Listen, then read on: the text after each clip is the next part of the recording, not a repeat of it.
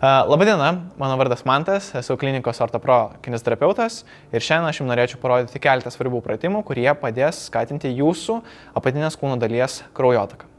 Pirmasis pratimas – čiurnos sąnario sukimas įvairiomis kryptimis.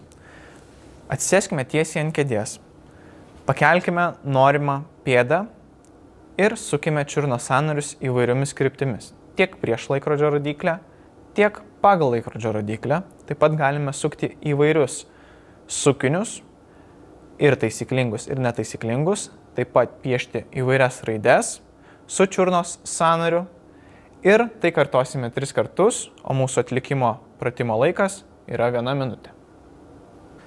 Mūsų antras pratimas – kulnų kėlimas į viršų. Atsisėskime tiesiai ant kėdės. Padėkime pėdas pilnai ant grindų, vienas kito atžvilgiu. Įkvepiam, iškvepdami, stengiamės kulnus kelti į viršų, užlaikyti 2 sekundės, vėl įkvepdami, stengiamės nuleisti pėdas žemyn. Kartosime 3 kartus po 15 pakartojimų. Mūsų trečiasis pratimas – atsistojus priešais sieną, kelsime kulnus. Taigi, atsistojam tiesiai priešais sieną, padedame rankas prie sienos, įkvepiame, iškvėpimo momentu keliame kulnus į viršų, užlaikome, pakeliame vieną pėdą nuo grindų, įkvėpimo momentu nuleidžiam abidvi pėdas. Vėl įkvepiame, iškvėpimo momentu kyla mūsų kulnai į viršų, pakeliame priešingą pėdą ir įkvėpimo momentu vėl nusileidžia mūsų abidvi pėdos ant grindų. Kartosime 3 kartus po 12 pakartojimų. Mūsų ketvirtasis pratimas – dviračio mynimas ore.